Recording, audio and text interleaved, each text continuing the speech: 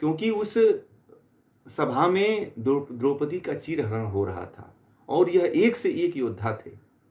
फिर भी द्रौपदी के लाज को ये लोग नहीं बचा पाए, क्योंकि ये दुर्योधन के राज्य का नमक खा रहे थे और उसके राज्य से दबे हुए लोग थे, और एक शब्द भी नहीं निकल पाए वो लोग अपने मुंह से।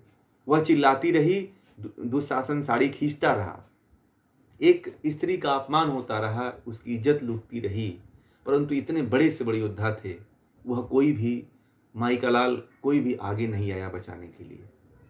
इसीलिए महाभारत के युद्ध में एक भी कौरव नहीं बचे, यहाँ तक कि भीष्म पितामह भी नहीं बचे, यहाँ तक कि कर्ण भी नहीं बचे, यहाँ तक कि द्रोणाचार्य भी नहीं बचे। आप यूक्रेन की बात छोड़ दीजिए, आप हमारे देश में सबसे बड़ी युद्ध हुई है महाभारत। महाभारत को देखिए, क्योंकि जब कोई कर्म होता है तो उस कर्म में सबकी सहमति बन जाती है। परंतु पता है, महाभारत के युद्ध में एक व्यक्ति था जो बच गया था, पता है? उसने अपने कर्म में सहमति नहीं दिया था। इस बात को बहुत ध्यान से सुनिएगा। वह कौन था? विदुर जी थे। विदुर जी ने महाभारत के किसी भी युद्ध में जाने से अपने आप को मना कर दिया कि मैं इसमें आपकी सहमति, युधिष्ठिर से कह दिया कि मैं आपकी इस काम में सहमति नहीं करूंगा, मैं इस युद्ध को करने के लिए आपके साथ सहमति नहीं हूं। और उन्होंने जो उनको मंत्री का पद दिया गया था, जो सलाहकार का पद दिया गया था, उस पद को त्याग करके वह वनगमन कर गए अपने पत्नी के साथ, विदुर जी। ठीक है, तो वह कर्म से बच गए। और देखो, विदुर जी नहीं मारे गए, क्योंकि विदुर जी ने वहां पे अपना बोला, भैया ये मेरे बस की बात नहीं है, मैं ये जो पाप कर्म हो रहा है, मैं इस पाप कर्म में नहीं शामिल हो सकता।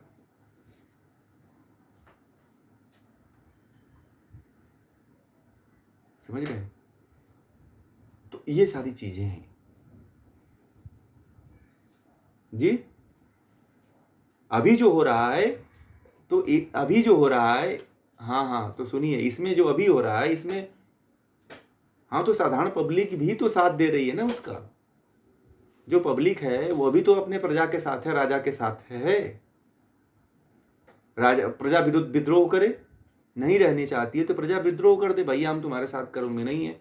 परंतु वहां की जनता तो लड़ रही है, वहां की जनता ने तो हथियार उठा लिया, AK-47 उठा लिया है।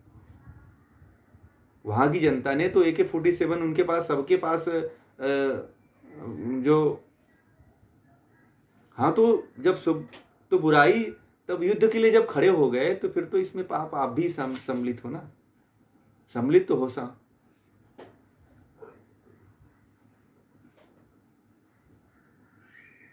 देश के लिए लड़ना चाहिए, परंतु इसमें कहीं ना कहीं पूर्व जन्म के कर्म भी होंगे आपके, जिसमें आपके साथ ऐसी घटना घटित हुई होगी।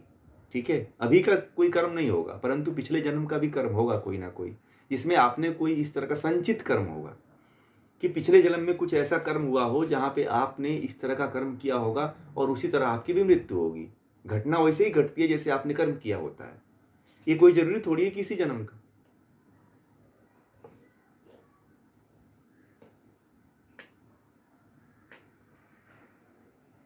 हाँ, वो तो अच्छे के लिए, वो तो देखिए, जो देश के लिए लड़ता है, लड़ना अच्छा है, परंतु कोई किसी युद्ध में मारा जाता है, चाहे बुरे उद्देश्य को लेकर के, जहाँ पे अधर्म की बात होती है, तो जो अधर्म के लिए लड़ता है, ठीक है, जो अधर्म के लिए लड़ता है वह नरक में ही जाता है, और जो धर्म के लिए लड़ता है वह स्वर्ग कहा जा गया है कि अच्छा, उसको अच्छी गति प्राप्त होती है।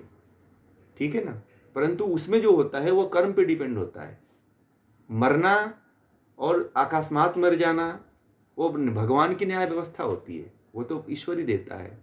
और आप देख भी रहे हो, ये हमारे और आपके साथ जो घटित हो रहा है, लोगों के साथ जो घटित हो रहा है, आप साक्षात देख रहे हैं कि किस तरह से लोग मर रहे हैं। ठीक है ना? एक साथ एक एक हजारों हजारों की संख्या में लोग मर जा रहे हैं। ठीक,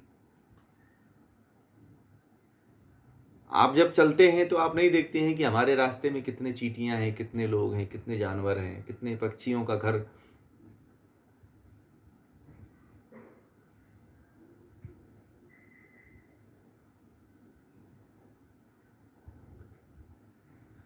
पाप किया था, पाप किया था, पाप किया था वो लोग। भगवान श्री कृष्ण ने गीता में ये बात, हाँ, तो उसमें ना, उसमें कुछ अच्छे लोग रहे होंगे, जिन लोगों का जो कर्म रहा होगा वो राष्ट्र के लिए रहा होगा, परंतु मृत्यु तो हो रही है ना, तो उनको कहीं ना कहीं ईश्वर अच्छे कामों में रह करके उनकी मृत्यु किया होगा। जैसे कुछ लोग क्या होते हैं, जैसे गद्दार होते हैं, मुंह से सामने से अच्छा अपने आप को दिखाते हैं और पीछे से कहते हैं कि मैं राष्ट्रभक्त हूँ। ठीक है, आधा आधा चोर होते हैं, आधा सही होते हैं। तो ये उस कैटेगरी वाले लोग हैं जो आधा चोर होते हैं, आधा सही होते हैं। तो वो लोग मरते तो हैं, परंतु देश के लिए हथियार लेके आ रहे हैं तो वो मर रहे हैं। ठीक है, वो इस कैटेगरी के होते हैं, 50-50 वाले होते हैं। वो पूर्ण नहीं होते हैं। पूर्ण तो व्यक्ति एक तरफा चलता है, वो उसके दोनों घुला मिला नहीं रहता है। फिर वो अस्पष्टवादी होता है, वो एक तरफ चलने वाला होता है, विदुर की तरह। विदुर जी एक ही रास्ते पे चल दिए, भैया मैं इस तरफ नहीं चल पाऊंगा। समझ रहे हैं ना, ये होता है। तो कर्म का सिद्धांत बड़ा ही जटिल है। ऐसा नहीं है कि कर्म का सिद्धांत, आप जो कर्म कर रहे हैं वो इसी जन्म का होगा, पूरे जन्म का भी होगा, संचित कर्म भी होगा, इकट्ठा करके रखे होंगे कई हजारों जन्मों का, वो भी हो सकता है कि वो भर जाए। ठीक है, कह नहीं सकते।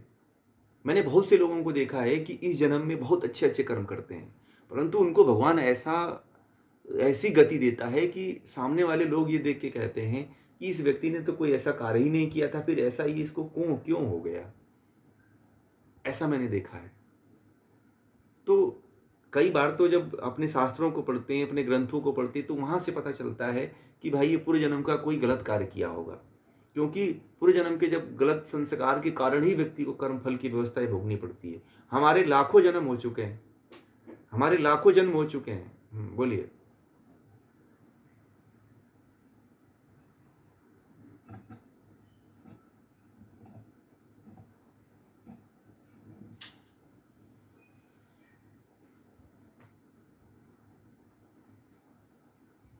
तो उसके जानते हैं, उसके पुण्य, हाँ तो सुनिए अब बता रहा हूँ आपको, उसके पुण्य बचे हुए हैं, तो इसलिए अच्छा हो रहा है। जिस दिन उसका पुण्य नष्ट हो जाएगा, पुण्य की एक सीमा होती है, पुण्य जो होता है उसकी सीमा होती है। जैसे पैसे का जो है वैलिडिटी होती है, उस तरह से पुण्य की वैलिडिटी होती है। जिस दिन पुण्य की वैलिडिटी समाप्त हो जाएगी, उस दिन उसकी मृत्यु ऐसे ही होती है। पूर्व जन्म का होगा, हाँ पूर्व जन्म का होगा, हाँ पूर्व जन्म का पुण्य था कि वो अभी जिंदा है और बुरा कर्म कर ले रहा है इस जन्म में। ठीक है ना, वो पुण्य पूर्व जन्म के पुण्य के कारण जी रहा है। ठीक है, आपको पता है जब जितना रावण को बाण लग रहे थे और जितना रावण को मारने में समय लग रहा था, तो भगवान राम जो है बार बार जो है लक्ष्मण जो उनसे पूछा कि जब आप जा रहे थे वन में, तो लक्ष्मण उनसे पूछे कि रावण को मारने में इतना देर क्यों हो रहा था, आपने इतने बड़े बड़े हथियार उनको ब्रह्मास्त्र से रावण को वार कर रहे थे, परंतु रावण मर क्यों नहीं रहा था। तो राम जी ने उत्तर दिया, राम जी ने बताया कि ये मंदोदरी का पुण्य था इसके ऊपर, इसीलिए जो है मैं उस पुण्य के आगे मेरे शस्त्र जो है छीण हो जा रहे थे, इसलिए वो जल्दी नहीं मर पा रहा था। और मंदोदरी का जब तक पुण्य रहा तब तक ये जिंदा रहा। ठीक है, और मंदोदरी का पुण्य जैसे ही, क्योंकि उस समय जो मंदोदरी थी ना वह पतिव्रत स्त्री थी, मंदोदरी प्रतिव्रत स्त्री थी। ठीक है, इसलिए पुण्य जाता है।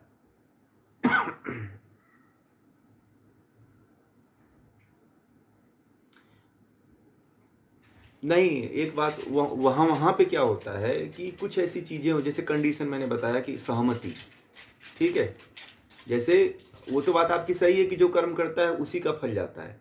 ठीक है, जो व्यक्ति जैसा कर्म करता है उसको उसका ही फल मिलता है, परंतु जो प्रतिव्रत स्त्रियां रहती हैं उनके संपर्क में जो रहने वाले व्यक्ति होते हैं, ठीक है, जो उनके संपर्क में बहुत सारे जो लोग रहने वाले होते हैं, उनके साथ क्या होता है कि उसका प्रभाव पड़ता है। जैसे मान लीजिए कि भगवान राम थे, भगवान बुद्ध थे, तो इनके जो आसपास रहते थे उसका पूरा प्रभाव पड़ता था। ठीक है, और उस प्रभाव के कारण जो है, उनके कर्मों के प्रभाव के कारण उनके भी कर्म धीरे धीरे सुधर जाते थे। ठीक है, ऐसा होता है। यह कर्म का जो सिद्धांत है ना, वह एक ही व्यक्ति पे लागू होता है। परंतु रावण के भी पूर्व जन्म के कर्म रहे होंगे, पुण्य रहे होंगे जब तक वो क्षीण हो रहे थे। ये तो पौराणिक कथाएं मैंने आपको थोड़ी सी बताई, परंतु ये जो सिद्धांत होता है वो एक व्यक्ति पे ही लागू होता है। जो जैसा कर्म करेगा और जिसका जितना पुण्य होता है वो उतना ही जीता है, और जितना जिसने कर्म किया रहता है उसका फल उतना ही मिलता है। ठीक है ना। और कोई प्रश्न था जिनका, वो एक बार बोल दीजिए। मंजू जी का था शायद।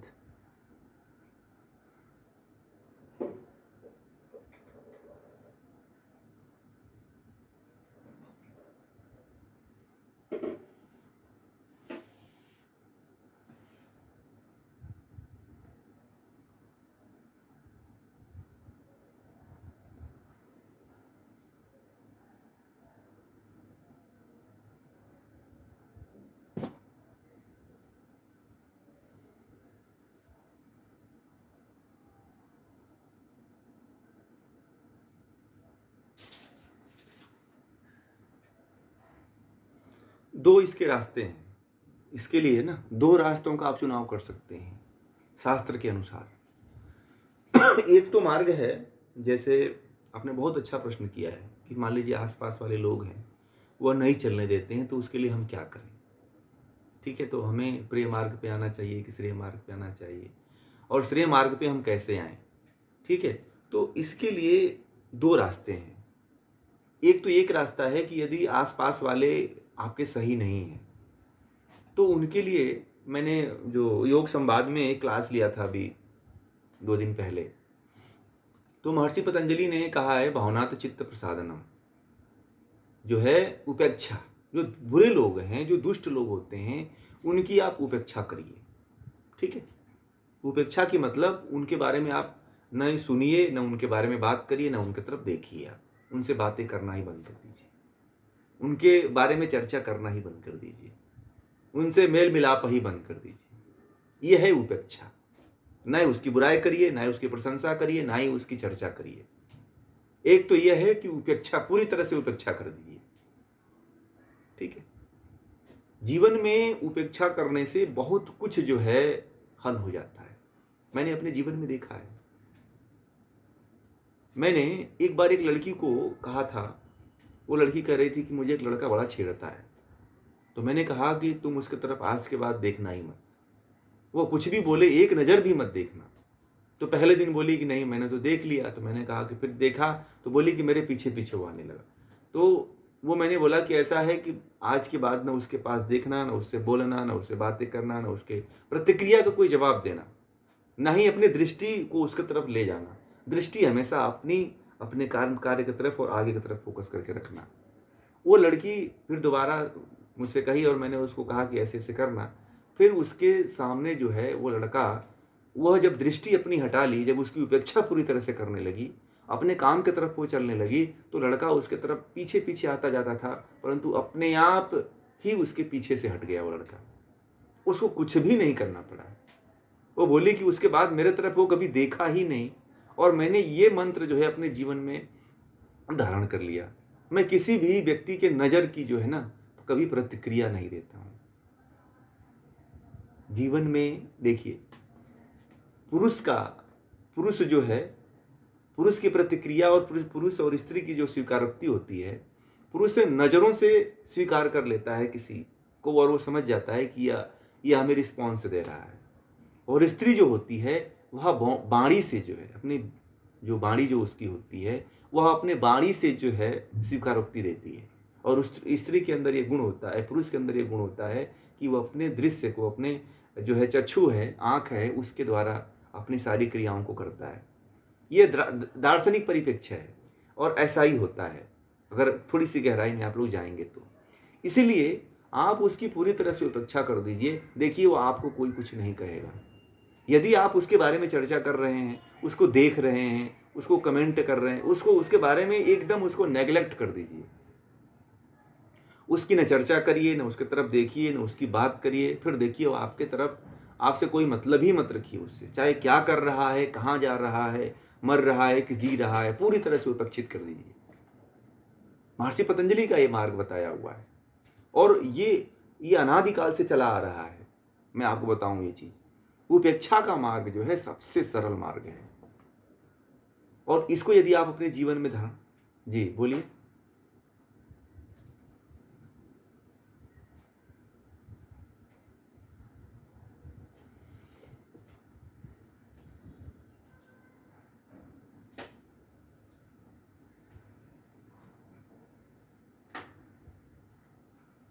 वहाँ पे आप, हाँ देखिए, आप एक फॉर्मेलिटी रख सकते हैं, ठीक है, परंतु जो पूरी तरह से जो गहराई होनी चाहिए, जो समाज यही चाहता है कि फॉर्मेलिटी हमारे साथ, जो मान लीजिए कि कोई हमारे घर में रिलेटिव आ रहा है, तो लोग ये घर के और आसपास के लोग ये चाहते हैं कि भाई इनसे विचार विमर्श व्यवहार बनाएं, परंतु आप यहाँ पे केवल एक दिखावा मात्र ही व्यवहार बनाइए, ठीक है। वहाँ पे अपना मात्र, हाँ जैसे मान लीजिए कि मैं आ गया, मैं यहाँ आप लोगों से बात कर रहा हूँ, तो केवल एक नॉर्मल जो कन्वर्सेशन होता है बस वही होना चाहिए।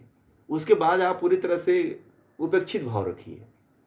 इस तरह से भी आप चाहें तो जीवन को जी सकते हैं, क्योंकि वह ऐसा दृश्य है कि आप फैमिली में रह रहे हो, परिवार में रह रहे हो, तो आप उससे बहुत दूर नहीं जा सकते हो, ठीक है। और यदि एक आपका दूसरा प्रश्न अभी और बाकी है, उसका मैं अभी और जवाब दूंगा।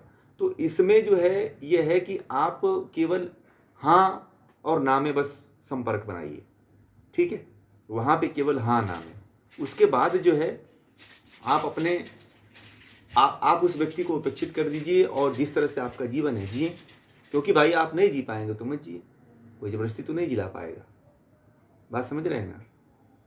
तो इस तरह से आप उसके साथ व्यवहार करके जी सकते हैं, केवल फॉर्मेलिटी, ठीक है ना। आप जो औपचारिकता है उसको बस निभा दीजिए, बस बहुत ज़्यादा करने की आवश्यकता नहीं है।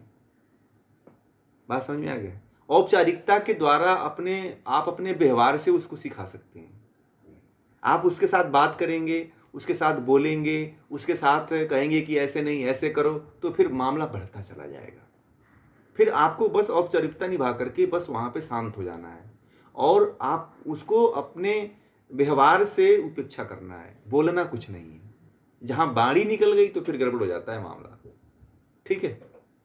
मूक भाषा में किसी को जवाब देना चाहिए। मूक की जो भाषा है ना, वो बहुत ही प्रभावकारी होती है, ठीक। परंतु यदि आपने वाणी से उसके सामने युद्ध करने की कोशिश किया तो आप वहाँ पे परास्त हो जाओगे, ठीक है।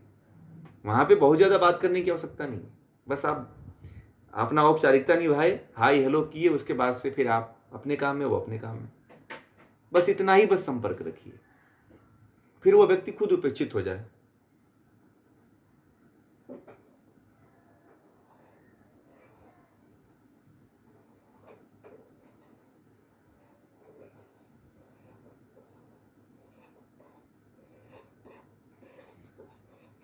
तो हाँ, ऐसे ही आप सुन के छोड़ दीजिए, ठीक है।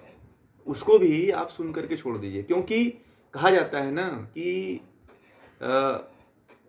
गारी ही से उपजे कलह कष्ट और मीच, हारी चले जो साधु है, नहीं लड़ चले जो नीच है, हारी चले जो साधु।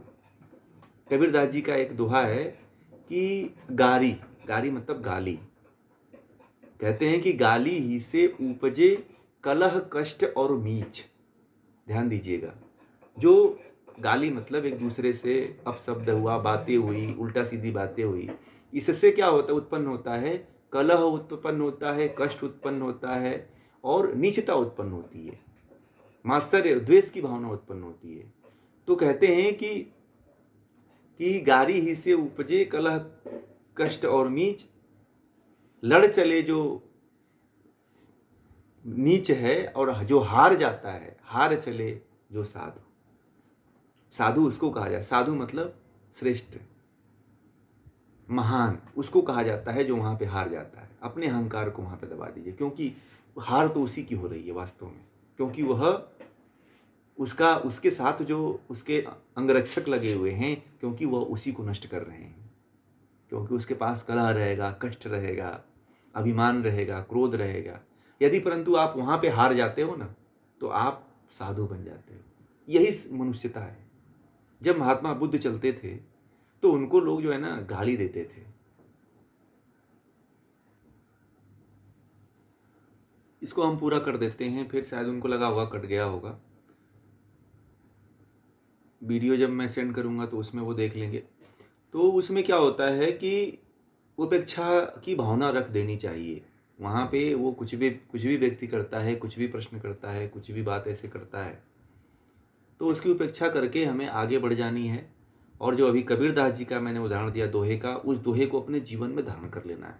इस दोहे को आप लोग नोट करके रख लिया करिए, क्योंकि यदि आप योग के मार्ग पे चल रहे हैं, आप योग के मार्ग पे जी रहे हैं, तो आपको ये कठिनाई आएगी। क्योंकि मैंने अभी महात्मा बुद्ध का जो उदाहरण दे रहा था, जब महात्मा बुद्ध रास्ते में चलते थे तो उनको बहुत लोग गाली देते थे। ऐसे ही कबीरदास जी थे, जब वो रास्ते से निकलते थे ना तो लोग गाली देते थे उनको। ठीक है, तो जब गाली देते थे तो तभी उन्होंने इस दोहे को रचा और बोला कि जो है, गारी ही से उपजे कलह कष्ट और मीच, लागे चले जो नीच है आगे, और हारी चले जो साथी। जो हार जाता है, गाली का जवाब नहीं देता है और कहता है कि चलो जाने दो, तुम गाली दे दिए, तुम अच्छे हो, और गाली से कुछ होता नहीं है। सबसे बड़ी बात ये समझने वाली बात होती है कि गाली को लोगों ने इतना बड़ा प्रश्रय दे दिया, कि गाली को इतना क्रोध का भाई और बहन बता दिया कि गाली से लोग आग बबूला हो जाते हैं और गाली से कुछ होता नहीं है। गाली का जब तक आप प्रतिक्रिया नहीं देते हो तब तक कुछ नहीं होता है। ठीक है, गाली को यदि आपने प्रतिक्रिया दे दिया तो गाली का प्रभाव आपके ऊपर, शायद आपने स्वीकार कर लिया गाली को, नहीं तो वो गाली उसी की तरफ लौट जाती है जिसने गाली दिया है।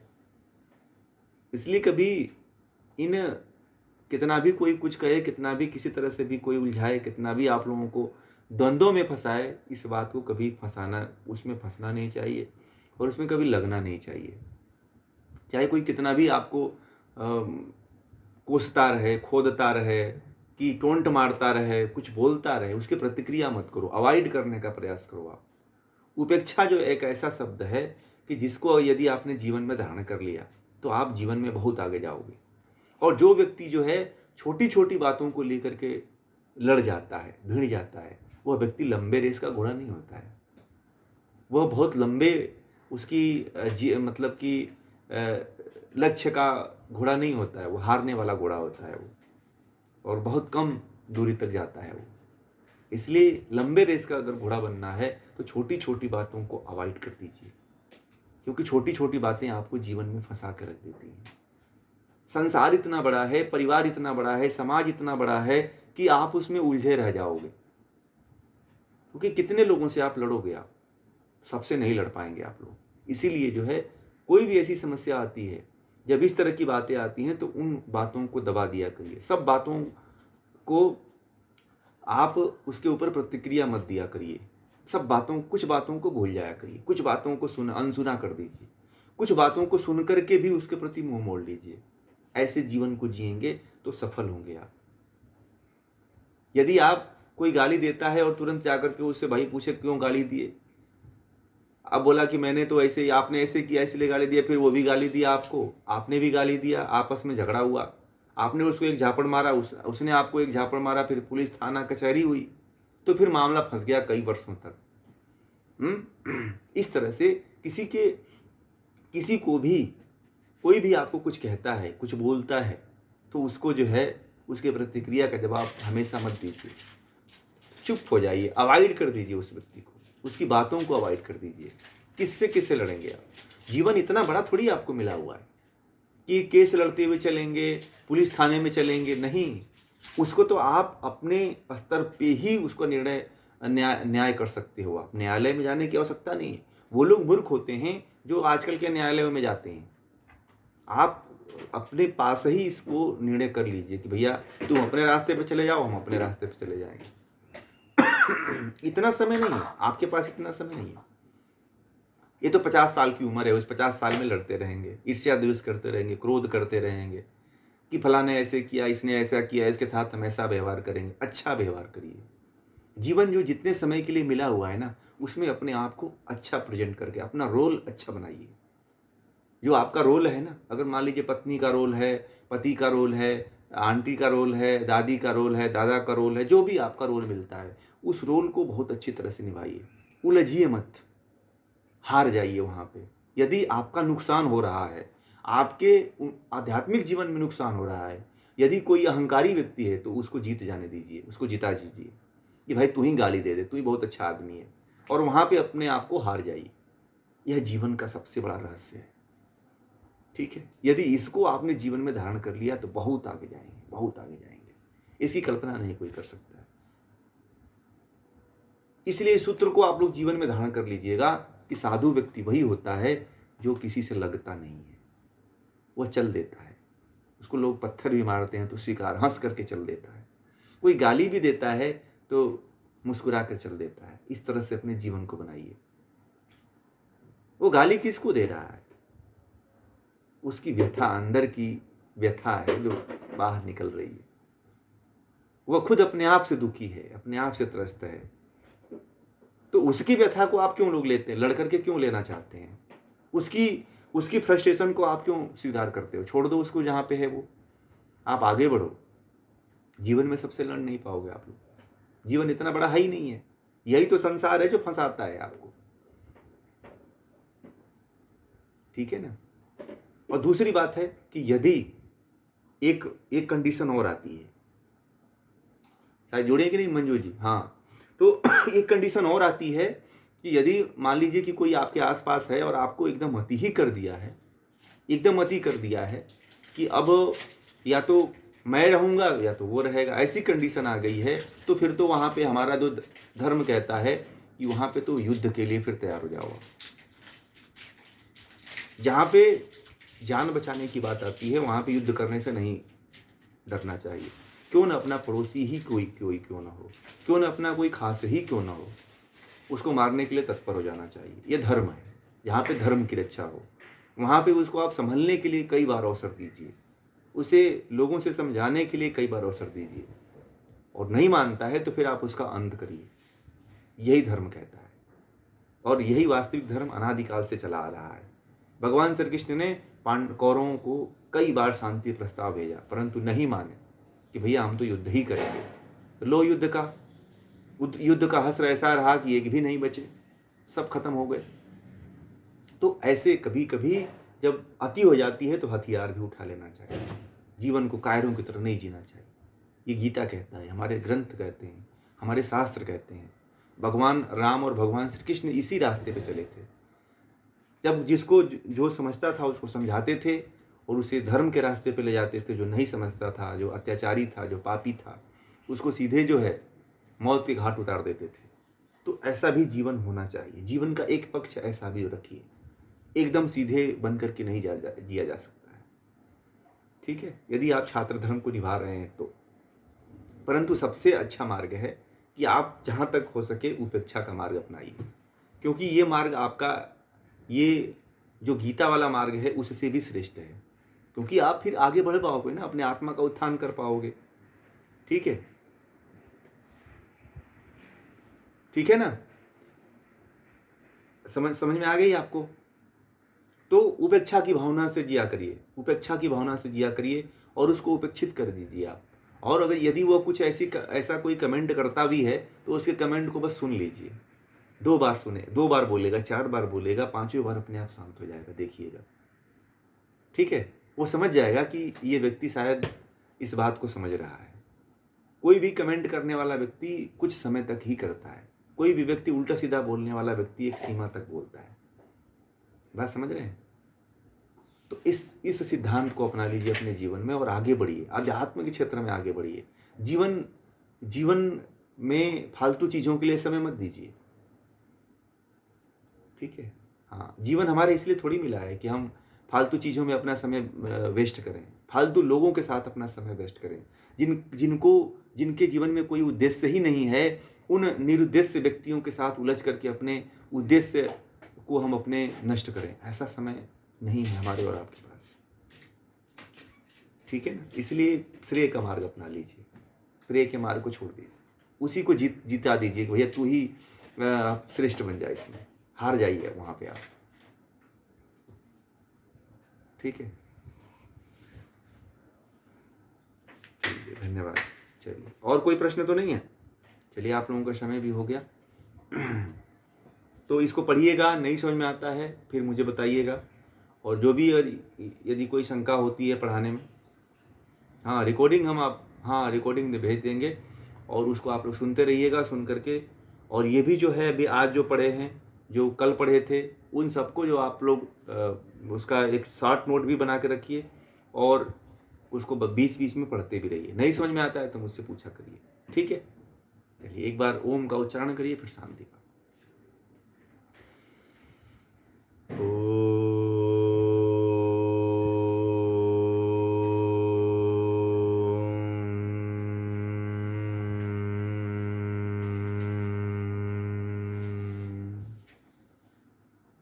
सर्वे भवन्तु सुखिनः, सर्वे सन्तु निरामया, सर्वे भद्राणि पश्यन्तु, मा कश्चित् दुःखभाग् भवेत्। ओम शांति शांति शांति।